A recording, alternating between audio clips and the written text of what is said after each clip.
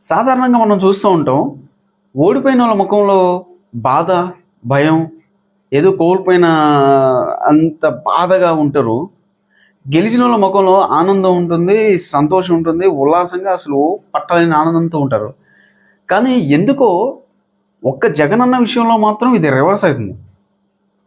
జగనన్న ఓడిపోయినా సరే, ఆయన ఎక్కడికి వెళ్ళినా సరే జనాలు వచ్చి జననీరాజనం పలుకుతున్నారు. ఆ జనాల్ని చూసి మురిసిపోతున్న జగనన్న ఆయన ముఖంలో చిరునవ్వు ఇంత కూడా తగ్గట్లేదు. అసలు ఆయన ముఖ్యమంత్రా? లేకపోతే చంద్రబాబు నాయుడు గారు ముఖ్యమంత్రి అనేది అర్థం కావట్లేదు.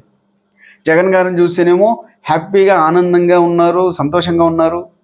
చంద్రబాబు నాయుడు గారిని అలాగే కూటమి ప్రభుత్వ నాయకులను చూస్తే మాత్రం ఎక్కడికి పోతే జనం ఏమడుగుతారు, ఎక్కడికి పోతే జనం ఏమంటారు అనే ఒక రకమైన భయం, ఫియర్ అది స్పష్టంగా తెలిసిపోతుంది.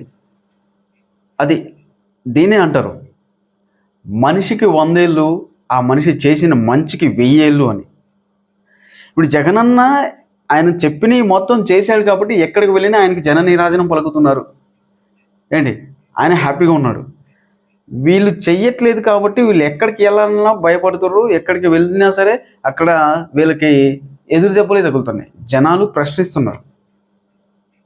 ఎంతైనా సరే జగనన్న ఇస్ ఆల్వేస్